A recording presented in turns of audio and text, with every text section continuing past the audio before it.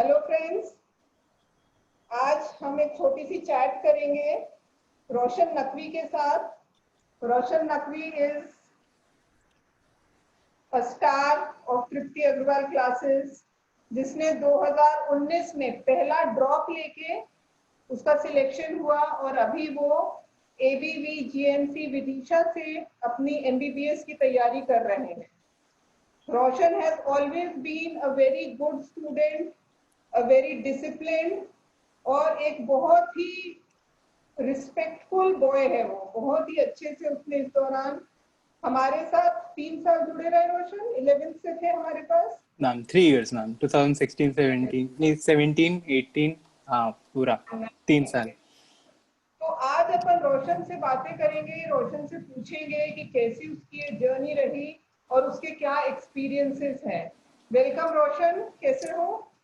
Hello ma'am, एकदम बढ़िया। आप कैसे हैं? बस बढ़िया बढ़िया। तो अभी तो कोरोना की वजह से भोपाल में? जी मैम, भोपाल में ही हूँ। बिल्कुल भोपाल में, घर पे ही। बहुत 6 महीने से घर पे बाहर ही नहीं जा रहा, बहुत ही कम, ओकेजनली एकदम। कुछ क्लासेस चल रही है ऑनलाइन वगैरह भी तुम लोग की? मैम क्लासेस हो रही थी ऑनलाइन, अभी 2 months पहले करीब खत्म हुई है। एंड मतलब कोर्स भी, मतलब जितना उन लोग ने थ्योरी के थ्रू पढ़ाना था वो पढ़ा दिया। एंड प्रैक्टिकल्स होंगे, एग्जाम्स होंगे मैम, कुछ क्लियर नहीं है अभी, नोटिफिकेशन वगैरह नहीं आई है, तो अभी बस उसी का वेट कर रहे हैं। ठीक है। हाँ। So Robin, tell us what attracted you towards this journey of becoming a doctor? जी मैम मैं जब इनिशियली 6th 7th में ही था, तब से ही मैम, मतलब जो जो सब्जेक्ट मुझे सबसे ज़्यादा एफर्टलेसली पढ़ने पड़ता था, लाइक जो मुझे सबसे ज़्यादा अच्छा लगता था, that was biology. And ma'am मेरे घर में भी डॉक्टर्स का बैकग्राउंड रहा है, जैसे पापा भी एमडी मेडिसिन है, एंड उनके दोनों छोटे भाई भी, दे आर ऑल्सो मतलब इसी फील्ड में। सो फिर मेरे को बायो बहुत अच्छा लगता था, एंड मेरे को लगा कि आगे चल के मुझे इसी चीज़ को परस्यू करना चाहिए। Maths was also an option, पर मैं बिल्कुल मैथ्स में स्कोर नहीं कर पाता था। मुझे बुरा नहीं लगता था मैथ्स, बट मेरे लिटरली 10th के बोर्ड के मैं आपको मार्क्स बताऊं तो मेरे हाफ ईयरली में 35 थे 90 में से, एंड 45 थे फाइनल में से, तो वो बिल्कुल मेरी कप ऑफ टी नहीं था। तो मैंने बायो ही ऑप्ट किया। एंड मुझे फिजिक्स एंड केम में भी अच्छा कॉन्फिडेंस रहता था। हाँ, उसमें भी मैं स्कोर नहीं कर पाता था, पर फिर भी मुझे लगता था कि अगर मैं ये स्ट्रीम में आगे बढ़ता हूँ तो आई कैन डू इट। सो इसीलिए मैंने 11th में बायो लिया, थोड़ा घर से भी इंस्पायर होके। तो जब ये जर्नी बिगिन की तो उस समय कुछ एम, कोई गोल लेके चले थे कि मेरे को ऐसा परफॉर्म करना है, ऐसा अचीवमेंट चाहिए मुझे? मैम बात ये थी कि मैम 11th के पहले कोई भी कोचिंग मैंने कभी अटेंड नहीं करी थी। मतलब मैं बहुत नॉर्मली ट्यूशंस गया था मैथ्स वगैरह के, तो मैम उतना ज़्यादा मुझे पता नहीं था कि कैसे अप्रोच करना है इस एग्जाम को। तो गोल्स मैंने इनिशियली बहुत बड़े सेट नहीं किए थे। जैसे मेरे साथ के जितने भी लोग रहते हैं सब ये बोलते हैं कि मुझे तो ये वाले एम्स में जाना है, यहाँ जाना है। मुझे उतना लंबा मेरा विजन नहीं था एट दैट पॉइंट, बिकॉज मुझे पता नहीं था कि क्या मेरे में अंदर वो है कि मैं इतने बड़े कॉलेज पहुंच सकता हूँ। सो आई सेट अ नॉर्मल गोल। मैंने ये सोचा कि मेरे को एक गवर्नमेंट सीट चाहिए, एंड उसके लिए मुझे वर्क करना है। एंड मतलब मैंने बहुत ज्यादा फ्लैशी बड़े ड्रीम्स नहीं रखे थे, अपने आप से ओवर एक्सपेक्ट नहीं किया था। तो तुम्हारे हिसाब से 11th में प्रॉपर कोचिंग वगैरह ज्वाइन करना जरूरी है अगर अपन कोई यस मैम, कंपटीशन? बिल्कुल जरूरी है मैम, बिकॉज आपको एक पाथ मिलता है जिसके थ्रू आप चल सकते हो आपको अपने गोल के लिए। क्योंकि मैम इतने सारे लोग दे रहे हैं एंड इतना कंपटीशन है, आपको कुछ नहीं पता रहता इनिशियली कि क्या आ सकता है एग्जाम में, क्या नहीं आएगा। फिजिक्स अगर पढ़ रहे हो तो कौन सा क्वेश्चन एग्जाम के हिसाब से आज की डेट में रेलिवेंट है। आप हो सकता है आप वो क्वेश्चन कर रहे हो जो 2005 में रेलिवेंट रहा हो और आप सोच रहे हो कि इंपॉर्टेंट है, फिर आपको अगले दिन सर बताएंगे क्लास में कि नहीं ये तो अब इररिलेवेंट हो चुका है। कई सारे क्वेश्चन ऐसे आते हैं। बायोलॉजी में एनसीईआरटी पढ़नी है, ये आपको वहां आके पता चलता है। हाँ, एक्स्ट्रा पढ़ सकते हैं, पर जो राइट चीजें हैं, जो टॉपिक्स इंपॉर्टेंट, जैसे जेनेटिक्स ज्यादा इंपॉर्टेंट है लिविंग वर्ल्ड से, ये आपको कोचिंग में आके ही पता चलेगा। आपको ये कोई अलग से बाहर नहीं बताएगा। केमिस्ट्री में क्या चीज कौन सी जगह से ऑर्गेनिक पढ़नी, कौन सी जगह से इनऑर्गेनिक नहीं पढ़नी है, फिजिकल के क्वेश्चंस कौन सी बुक से लगाने, ये सब चीजें कोचिंग ही बताती है आपको। कोई मतलब चलते आप फिर से इंसान से नहीं पूछ सकते ना, घर पे बैठ के आप सीख सकते हो। इसलिए coaching is very important. And test series जो कि होती है हर वीक कोचिंग में, जिससे आपको पता चलता है कि आप कहाँ हो रहे इसमें, एंड आपको कितना आगे करना है अपने आप को पुश, और आप कितना पीछे हो लोगों से, एंड आप मतलब ऑल इंडिया लेवल पे कहाँ रहते हो। जैसे आप टेस्ट सीरीज दो ऑनलाइन, एलियन, आकाश, जो भी है, तो उससे आपको ये सारी चीजों की इंसाइट मिलती है। वो आपको घर बैठे बैठे कभी नहीं हो सकता। Why did you join Tripti Agrawal classes? Ma'am Tripti Agrawal classes इसलिए मैंने ज्वाइन किया बिकॉज सबसे पहली बात सर का जो नेचर है, एंड सर जैसे मोटिवेट करते हैं स्टूडेंट, आप लोगों से आके मिला था जब 2016 में पहली बार 11th में एडमिशन लेने के लिए, तो मैं बहुत ज़्यादा इंकरेज हुआ था अपने आप से कि मेरे को इस जर्नी में जाना है अच्छे से। एंड सबसे मेन बात मैम, जब कोई भी बायो लेता है तो जो कन्वेंशन है, जो लोग बात करते हैं कि फिजिक्स बहुत मुश्किल है, फिजिक्स कैसे संभालोगे, बायो केम तो हो जाएगी।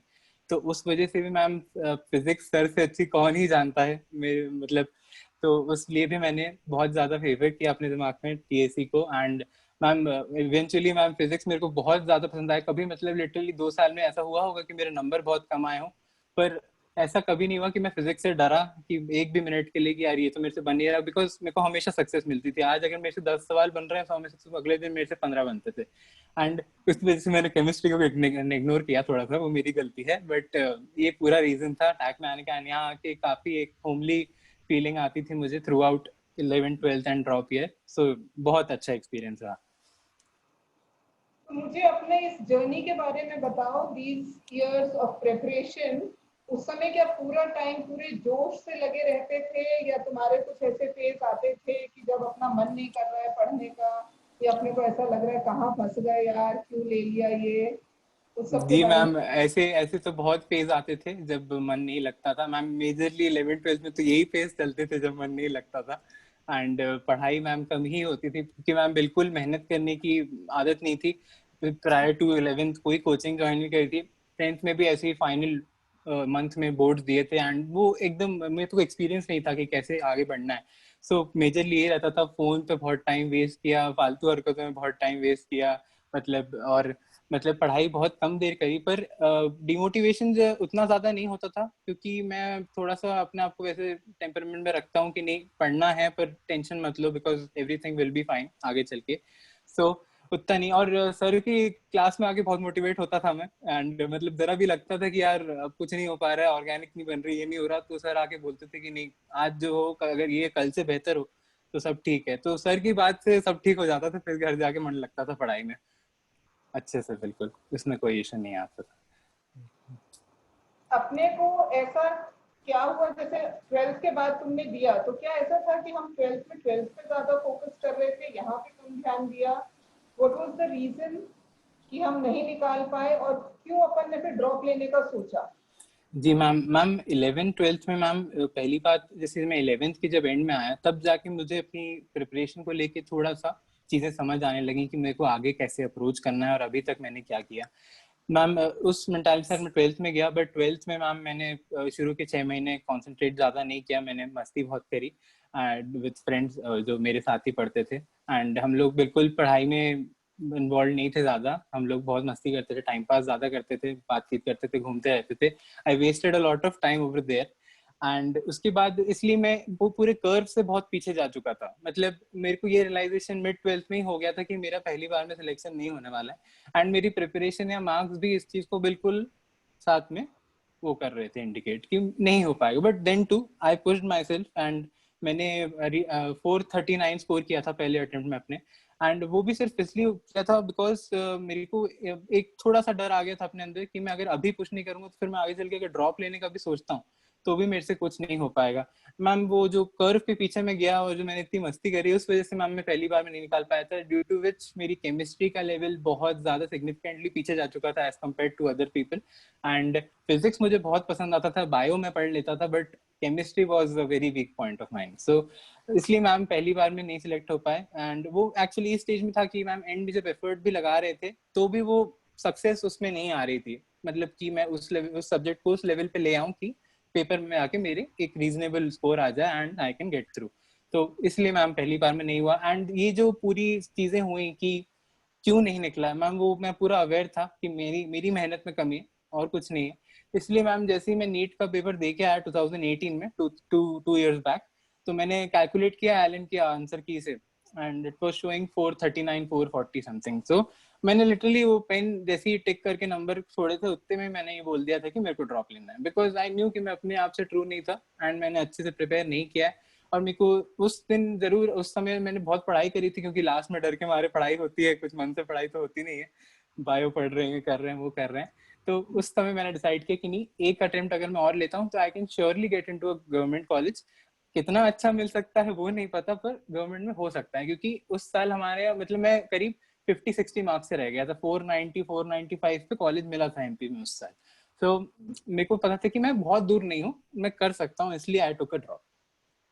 और तुमने कहीं ना कहीं फिर ये भी डिसाइड किया होगा, ये ठाना होगा कि जो गलतियां मैंने 11th-12th में की, जी जी, that I will not repeat in 12th।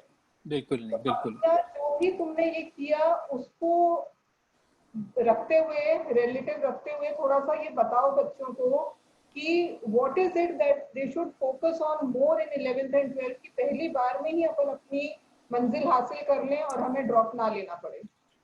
Ma'am सबसे पहले मैं ये बोलना चाहूंगा कि टीचर्स की एडवाइस को ब्लाइंडली फॉलो करना है। मतलब जो भी टीचर्स बता रहे हैं वो आपको, मतलब आपको कभी भी अपना दिमाग नहीं लगाना है कि अगर सर ने बोला है कि थ्योरी नहीं पढ़नी है तो नहीं पढ़नी है। मतलब ये कभी नहीं करना है कि आप खोल के बैठ गए, नहीं एक बार रिवाइज कर लेता हूँ, क्योंकि वहीं पे आपके जो साथ के लोग जो सर की एडवाइस को ब्लाइंडली फॉलो कर रहे हैं वो क्वेश्चंस कर रहे हैं, तो एक जगह वो आपसे आगे निकल रहे हैं।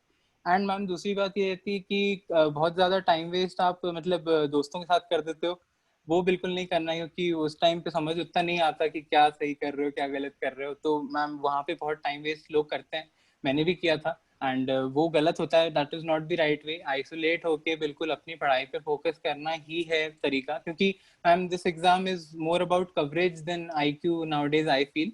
क्योंकि पिछले 2 साल के मैम जो पेपर आए हैं ma'am, they are more on coverage oriented. मतलब आपने ज्यादा पढ़ा है आप ज्यादा लाओगे। हाँ, अगर आपको टॉप रैंक लानी है तो आपको एक्सीलेंस लानी पड़ेगी, परफेक्शन लाना पड़ेगा कि यार अच्छी अच्छी IIT की बुक करके जाओ, ये करके जाओ। बट अगर आपको एक डिसेंट गवर्नमेंट सीट चाहिए, आपको पढ़ना पड़ेगा। मतलब आपको आवर्स देना ज्यादा इंपॉर्टेंट है आपके लिए, ना कि आपको अपने आप को परफेक्शन की तो पढ़ने का टाइम आपका सेट होना चाहिए।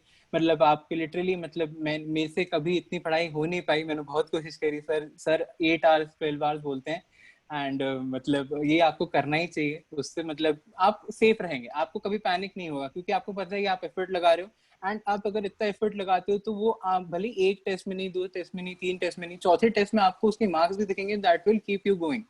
वहां पे जब रिजल्ट भी दिखता है आज साथ में पढ़ाई के, तो फिर आप रुकते नहीं हो, अपने आप को रोकते नहीं हो, आप करते जाते हो, क्योंकि आपको लगता है कि हाँ यार एक तरफ मेरी लाइफ में प्रोग्रेस हो रही है तो I should keep going. And वो वाली बात आ जाती है। एंड तीसरा मैम ये है कि टेस्ट से कभी नहीं भागना चाहिए।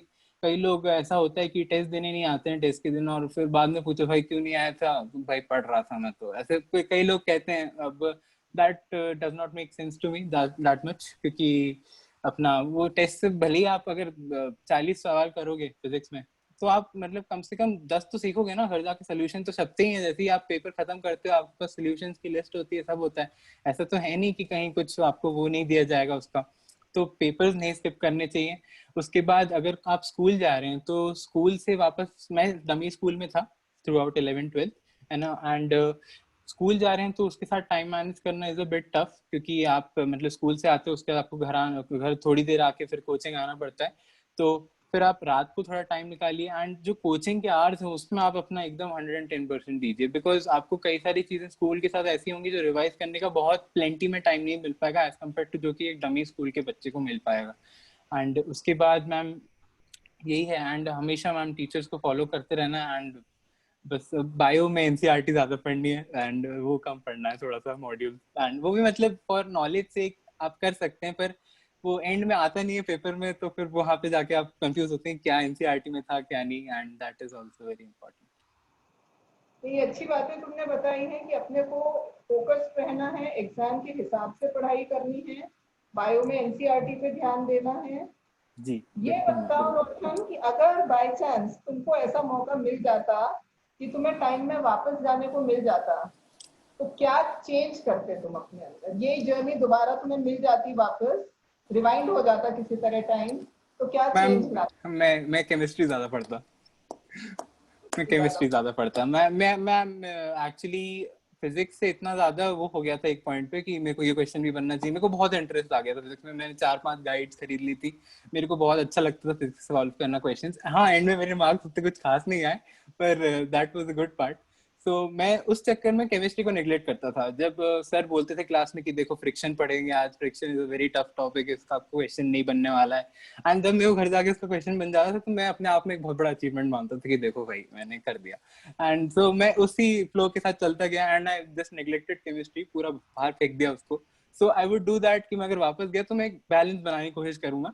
मैं अपनी एबिलिटी के हिसाब से ही पढ़ पाऊंगा जब मैं वापस भी जाऊंगा तब भी, पर मैं एक बैलेंस जरूर बनाने की कोशिश करूंगा कि मेरी फिजिक्स और केमिस्ट्री सेम लेवल पे हो। ये नहीं कि एक सब्जेक्ट पीछे ही उड़ गया दूसरे को अच्छा करने के चक्कर में, बिकॉज मेरे साथ ये दिक्कत हुई थी कि फिजिक्स कितना ही आप अच्छा पढ़ लो, एक पॉइंट के बाद उसमें पेपर में सक्सेस मिलना is a bit tough, because physics थोड़ा सा टफ तो है एंड वहाँ पेपर में भी टाइम लेता है एंड वहाँ थोड़े क्वेश्चंस आपके छूटते भी हैं। मतलब पहले अटेम्प्ट में मैं करीब 35 ही कर पाया था, दूसरे बार में तो पेपर अच्छा आ गया था, इजी तो ज्यादा हो गए थे मेरे से अटेम्प्ट, बट फिजिक्स में क्वेश्चंस छूटते हैं एंड में, बिकॉज वहाँ टाइम पता नहीं चलता कि कितनी जल्दी आपका 1.5 घंटा निकल गया। आप 1.5 घंटे में केम बायो करके आ जाओगे यहाँ पे, पर फिर वहां पे आप कितने अटेम्प्ट कर पाओगे आपकी एबिलिटी के हिसाब से, बिकॉज कुछ चैप्टर्स ऐसे हो जाते हैं जो कि वीक रहते हैं। वो टॉपर्स के लिए अलग बात रहती है बिकॉज उन लोग सब कवर कर लेते हैं, उनको डिफिकल्टी नहीं आती।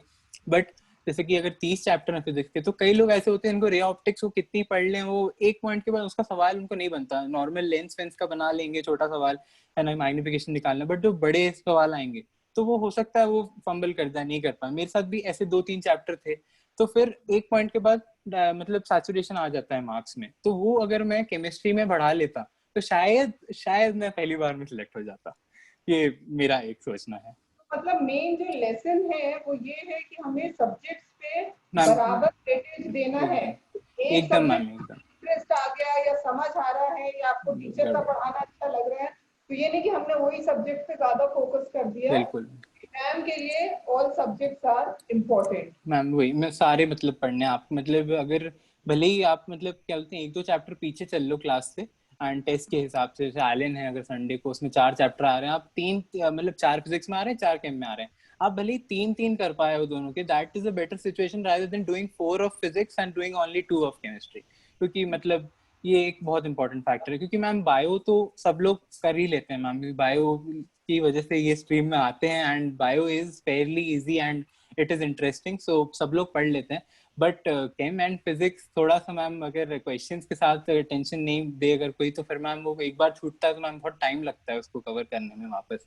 इसलिए तीनों सब्जेक्ट्स, बायो तो रिगार्डलेस सब लोग एफर्टलेसली अच्छी कर ही लेते हैं, वो तो एक प्रोसेस है बार बार रिवाइज करके अच्छे से उसके कॉन्सेप्ट समझना। बट फिजिक्स एंड केम में मैम एक भी अगर छूटता है तो वो थोड़ा दिक्कत दे जाता है। मेजरली लोगों का फिजिक्स छूटता है, मेरे साथ थोड़ा सा टिपिकल है कि मेरा केमिस्ट्री छूटा था, बट मैम मेंटेन करके चलना है दोनों को अपन को साथ में। तुम्हारी स्ट्रेंथ क्या रही इस जर्नी में सबसे मैम ज्यादा? मेरे को तो ऐसा लगता है मुझे टेंशन थोड़ी कम होती है, मतलब मेरे को मैं बहुत ज्यादा चिंता नहीं करता, मेरा मतलब ना पहले साल में मैंने करी थी ना ड्रॉप ईयर में, मेरे को उतनी टेंशन नहीं होती है, मेरे को ऐसे स्ट्रेस लगता है। मतलब कई बार देखा है कि साथ वाले लोग थोड़ा पेपर लिखते समय कांप रहे हैं तो मैं उनको देख के हंसता था ऐसे अपने मन में, एंड तो वो मुझे लगता है कि मुझे इतनी टेंशन नहीं होती एज कम्पेयर टू बाकी लोग।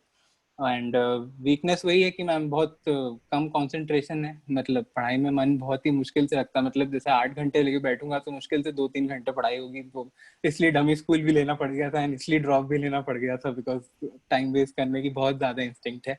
तो ये मैम है, मतलब टेंशन मैम इसलिए मेरे को थोड़ा सा मेरे को लगता है फायदा होता था कि मैं टेंशन ज्यादा नहीं लेता था, क्योंकि उसमें फिर क्योंकि पेपर में ऐसा पॉइंट जरूर आता है कि इतना इजी आया हो मुश्किल आया हो, वहां पे आपको पेपर टफ लगता है फाइनल डे पे। मतलब मैं भी जब नीट 2019 का पेपर दे रहा था तो मेरे को ये समझ नहीं आया था कि इजी है मुश्किल है, बाहर निकला तो सब लोग लिटरली चिल्ला चिल्ला के रेत इतना आसान है इतना आसान है, रेनबो कौन पूछता है, वेवलेंथ किसकी ज्यादा ये कौन पूछता है, पर वो वहां बैठे बैठे बिल्कुल रियलाइज नहीं हो रहा था कि इतना आसान आ गया। मेरे को तो लग रहा था कि हाँ भाई नीट जैसा है, नीट तो नीट होता है। तो वहां पे एक्चुअली ये वाली बात एक है, तो ना आपको स्ट्रेस में नहीं लाना है एंड कभी भी मतलब टेस्ट के पहले भी नहीं डरना है एंड मार्क्स कैलकुलेट होने के बाद भी नहीं डरना है, तो वो हेल्प ही करेगा। मतलब आप उल्टा 4 सवाल स्ट्रेस में आके गलत करने की जगह 4 सही करके आ जाओगे अगर आप अपने आप को थोड़ा काम रखोगे, क्योंकि मेहनत तो सभी करते हैं मैम, अपना क्या बोलते हैं, कई लोगों का साथ ऐसा होता है कि वो थोड़ा से डर में आके थोड़े से प्रेशर में आके अपना पेपर फाइनल डे पे बिगाड़ लेते हैं, वो डिजर्व कुछ करते हैं रिजल्ट कुछ आता है, तो मैम वैसा नहीं होना चाहिए किसी के साथ। Exactly. तो वो रिग्रेट हमें रह जाता है कि हम टाइम जी से मेहनत कर लेते और स्ट्रेस नहीं लेते। फिर भाई स्ट्रेस भी उसी से रिलेटेड होता है ना, अगर अपन ने टाइम से मेहनत नहीं की तो हमारे को स्ट्रेस होता है जी फिर। मैम, वो एंड में डर लगे मैम, क्योंकि नीट में इतने वास्ट वास्ट टॉपिक है मैम, वो अब सर जैसे बोलते हैं कि कोई भी चैप्टर है उसमें सवाल एंड से आएगा, शुरू से नहीं आएगा, तो मैम एंड का कॉन्सेप्ट जानने के लिए पूरा चैप्टर तो पढ़ना ही पड़ेगा। तो मैम वो है मतलब सारी चीजें इतनी मतलब वास्ट है मैम, इतने टॉपिक्स हैं, 98 कुछ चैप्टर्स हैं अपना सब मिला जुला के, जिसमें से कई सारी फिजिक्स है, इनऑर्गेनिक है, रटने का बहुत कुछ है, बिल्कुल एकदम मग करने वाला एस्पेक्ट। तो मैम पहले से तो साथ में क्लास के साथ जो है एंड जो भी टेस्ट आपके आ रहे हैं उस हिसाब से तो आपको चलना ही पड़ेगा, वरना आप एंड में बहुत ज्यादा पैनिक में आ जाओगे एंड चीजें छोड़नी पड़ेंगी, कई सारे इंपॉर्टेंट टॉपिक्स छोड़ने पड़ेंगे एंड आप कम करके जा पाओगे वहां पे जाके भी मैम। अगर आप 80% पढ़ के गए हो तो मैम जरूरी नहीं है कि आपको 80 का 80% बन जाएगा, आपको 75-70 बनेगा। वहां पे उस 80 में भी 10% के सवाल ऐसे आएंगे जो कि लगेगा यार ये तो मुश्किल है, इससे तो आंसर ही नहीं आ रहा। तो मैम इसलिए कवरेज अब नीट के हिसाब से मेरे को ऐसा लगता है कि is much more important than perfection. क्योंकि मतलब अगर आ गया आपको कल को इलेक्ट्रोस्टैटिक्स का चैप्टर बहुत अच्छे से आपने उसमें कर लिया 800-900 सवाल, आएंगे तो क्वेश्चन 1 या 2 एट मैक्स, बाकी तो छोड़ दिया ना आपने, नेग्लेक्ट कर दी। तो मैम सब चीजें मेरे हिसाब से लेके चलना इज मच बेटर देन अपना एक चैप्टर पे ही पूरा पेपर जो होते हैं कोचिंग वगैरह में साल भर में, उसको करके उसमें तुम बच्चों को क्या सजेशन देना चाहोगे कि पेपर एनालिसिस करना चाहिए, क्या करना चाहिए, पेपर देना चाहिए कि स्किप कर दो तैयारी नहीं है तो? मैम वो क्या मेरा थोड़ा सा मानना है कि कोचिंग्स में चाहे वो अपना अपने अपने यहाँ का पेपर हो या एलन हो, कोई भी टेस्ट सीरीज हो, वो उसका एक बार थोड़ा सा ऊपर होता है एक्चुअल डिफिकल्टी लेवल से to make you study more. मेरे हिसाब से मतलब वो एक्चुअल पेपर का रिप्रेजेंटेशन थोड़ा सा कम होता है, बिकॉज उसमें क्वेश्चंस थोड़े हाई लेवल के जाते हैं जिससे कि बच्चे ओवर कॉन्फिडेंस में ना आ जाए अगर 180 आने लग जाए सबके सब। तो आपको मतलब देना 100% है, आपके से टेस्ट है अपने यहाँ फुल सिलेबस टेस्ट होते हैं मैम, जितना कवर हो जाता है सर उतना टेस्ट में पूछते हैं हमारे यहाँ। तो मैम वो एक बहुत अच्छा कॉन्सेप्ट है क्योंकि उससे आप फिर अप टू डेट रहते हो, आप पुराने टॉपिक भी पढ़ते हो और जो आने वाले हैं नए पढ़ा दिए हैं उनको भी पढ़ते हो। कई सारी टेस्ट सीरीज से टॉपिक वाइज टेस्ट लेते हैं, तो उसमें मैम ये है कि आप अपना टॉपिक जो रेलिवेंट बुक्स हैं, जैसे एनसीईआरटी बायो में रेलिवेंट बुक है, एक आध जो अच्छी गाइड एमटीजी की आती है वो एक रेलिवेंट बुक है, आप उससे अपनी तरफ से प्रिपरेशन 100% रखो। अगर उनने वहां पे जाके ट्रूमैन और ऐसी गंदी बुक से उठा के सवाल दे दिया जो कि मतलब आपको कभी सुना भी नहीं है आपने इस बारे में, एंड वो आपसे वहां जाके, आपको गलत नहीं करना, आपको छोड़ के आना है एकदम इज्जत से, आपको उस क्वेश्चन को छोड़ना है, आपको उसको लेके वरी नहीं करना है कि यार ये तो मैंने पढ़ा ही नहीं। एनसीईआरटी में अगर नहीं है तो वो इंपॉर्टेंट नहीं है, आप आओ घर आओ, आप एनसीईआरटी के क्वेश्चन अटेम्प्ट करके आओ, जो आपने बुक जहां से पढ़ी उसके अटेम्प्ट करके आओ, घर आके उसका आंसर सीधा सीधा रट लो और उसका एक्सप्लेनेशन देख लो, कहीं बाद में काम आ जाए तो it will be very good. But आपको उसको लेके स्ट्रेस नहीं करना है। कई बार ऐसा होता है कि कई लोग एनसीईआरटी के बाहर के क्वेश्चन अगर आते हैं तो उनको लेके वो पैनिक में आकर मॉड्यूल खोल लेते हैं, बिल्कुल एकदम फुल फ्लेजेड पूरा शुरू से लेके अंत तक पढ़ रहे हैं, एक एक ऑर्गेनिज्म रट रहे हैं, but it is not important, वो आपका टाइम किल हो रहा है वहां पे और कुछ नहीं हो रहा है। आप मतलब कोचिंग्स में नोट्स के थ्रू आपको पूरा पता चल जाएगा, मैम और सर सब बता देंगे कि कौन से टॉपिक में से कहाँ कहाँ से बाहर का पूछा जा सकता है, आप उसको पढ़ लो, आपको बहुत ज्यादा बाहर का जाने की जरूरत नहीं है। एंड फिजिक्स केम में भी कई सारे क्वेश्चंस ऐसे डालेंगे वो लोग जो कि कॉन्सेप्चुअली थोड़े से हाई लेवल के होंगे, मतलब आप मतलब कॉन्फिडेंटली सॉल्व नहीं कर पाओगे उनको, मतलब 45 है तो कुछ 5-10 ऐसे डाल देंगे वो लोग जिसमें इंटीग्रेशन हो रहा है बड़ा सा। Integration is something which is very peculiar, कब कहाँ से एलिमेंट लेना है, कहाँ से किसको इंटीग्रेट करना है, मेरे को बहुत दिक्कत जाती थी, मैं छोड़ता था सीधा। तो इसलिए वो आपको वहां पे उनसे डरना नहीं है, घर आओ, आप उसका सोल्यूशन देखो, आंसर क्या है वो देखो, सर से पूछो, मैम से पूछो कि क्या हो सकता है इसके पीछे एक्सप्लेनेशन, ये अपन को करना है इसकी प्रैक्टिस की नहीं करना है। And ma'am this A analysis बहुत हेल्प करती है बिकॉज इससे आपके मार्क्स एक्सपोनेंशियली बढ़ेंगे ही धीरे धीरे करके, मतलब ऐसा कभी नहीं होगा क्योंकि कई सारे क्वेश्चंस रिपीट भी होते हैं, मतलब वैल्यूज चेंज करके उन लोग फिर डाल देंगे 2 हफ्ते बाद वाले टेस्ट में, तब आप गलत नहीं करोगे। एंड दूसरा ये भी रहता है मैम कि मतलब मार्क्स आप मतलब ऐसे मत जज करो कि कल तो यार कल वाले टेस्ट में 500 आए थे, आज तो 470 आ रहे हैं, मेरी तो प्रिपरेशन अच्छी नहीं चल रही। नहीं, वो रिलेटिव होता है, जो टॉपर था अगर वो 630 ला रहा था ना तो वो भी 600 पे गिर जाएगा, अगर 630 पे है तो बहुत बड़ा आदमी, उससे मत कंपेयर करो अपने आप को। और अपना मतलब अगर परफॉर्मेंस हमेशा रिलेटिव है मैम, मैं ऐसे ही करता था कि मेरे पहले तो बहुत ही मतलब ऐसे कभी अगर कम नंबर आते थे तो फिर मैं अपने दोस्त से पूछता था कि उसका क्या रहा, तो अगर वो भी बताता था कि उसके भी पहले से डिप हुए हैं, मार्क्स कम हुए हैं, तो मैं अपने आप को फिर कंफर्ट कर लेता कि नहीं चलो ठीक है, अपन कुछ बहुत एडवर्स सिचुएशन में नहीं चले गए, सही चल रहा है, कोई प्रॉब्लम नहीं है। हाँ वो नंबर उतने नहीं होते थे जितने आने चाहिए, पर फिर भी उसको मतलब कभी कॉन्फिडेंस उससे लो नहीं करना चाहिए। एंड जल्दी जैसे टेस्ट हो गया उसके 2-3 घंटे से एनालिसिस करके रिजल्ट कैलकुलेट करके फिर उसको रख देना चाहिए, उसको लेके बैठना नहीं चाहिए 2-3 दिन तक कि अरे ये भी गलत हो गया वो भी गलत हो एनालिसिस इज इम्पोर्टेंट, पेपर का एनालिसिस गया। करके, और जितने नंबर जो कम हुए हैं उसकी टेंशन नहीं करनी चाहिए। नहीं मैम, क्योंकि पेरेंट्स को तरीके से सपोर्ट करना चाहिए इस जर्नी में बच्चों मैम को? मैम मेरे घर पे मैम पर्सनली मैं ऑनेस्टली बताऊं तो मेरे को मेरे पेरेंट्स ने कभी प्रेशराइज नहीं किया मेरा कोई भी रिजल्ट देख के कि तुम्हारे कम आ रहे हैं, उनने कभी नहीं बोला। I am lucky to have that. But मैं जानता हूँ घरों में होता है थोड़ा सा कि मार्क्स कम देख के लोग थोड़ा सा मतलब वो हो जाते हैं ma'am, because on paper ma'am and में भी जब काउंसलिंग की लिस्ट आती है तो नंबर एंड रैंक के बेसिस पे ही आपको कॉलेज मिलता है, so that is not an invalid point, वो गलत नहीं है अपने आप में मैम। पर मेरे को ऐसा लगता है कि अगर आप घर पे आपके पेरेंट्स आपको पढ़ते हुए देखेंगे एंड आप दिख रहा है अगर आपकी एफर्ट लगा रहे हो, आप बैठे हो बुक्स के साथ, आप मेहनत कर रहे हो, तो मैम वो थोड़ा सा जरूर बोलेंगे आपको कि तुम्हारे मार्क्स कम आ रहे हैं, रैंक कम आ रही है, पर मैम वो एंटायरली आप पे गुस्सा नहीं हो पाएंगे। एंड मैम आज नहीं तो कल एक टेस्ट, दो टेस्ट, तीन टेस्ट, चौथे टेस्ट में मैम आपको पक्का आपकी प्रोग्रेस दिखेगी क्योंकि आप हार्ड वर्क कर रहे हो मैम। क्योंकि मतलब कई सारे टॉपिक ऐसे होते हैं जो कि आज आपको अगर नहीं बनता था तो थ्रू आउट वो आपके अंदर ग्रो करके आप उसको सीख जाते हो, आप उसकी क्वेश्चंस भी सॉल्व कर पाओगे।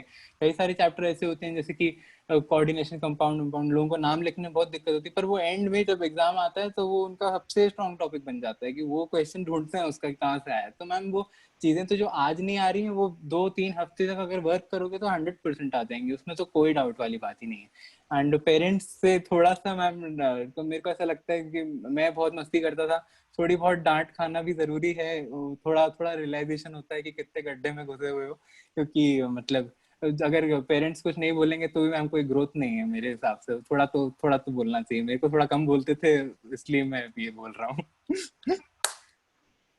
बहुत बढ़िया रोशन, तुमने जो बातें बताई हैं I am sure this will definitely help students. जी उनको मैम। वो फोकस रहने में मदद करेंगे, जो भी अगर मस्ती कर रहे हैं, लाइटली ले रहे हैं, दे विल रियलाइज कि इन चीजों का बुरा असर होता है अपने ऊपर। एंड स्टिल अगर हम फिर भी संभल जाएं और ठान लें कि हमें अचीव करना है, तो वी कैन बिल्कुल sir. Achieve just like you did. Thank So you. very good and all the best for your future journey, रोशन। बहुत अच्छी बातें बताई हैं तुमने।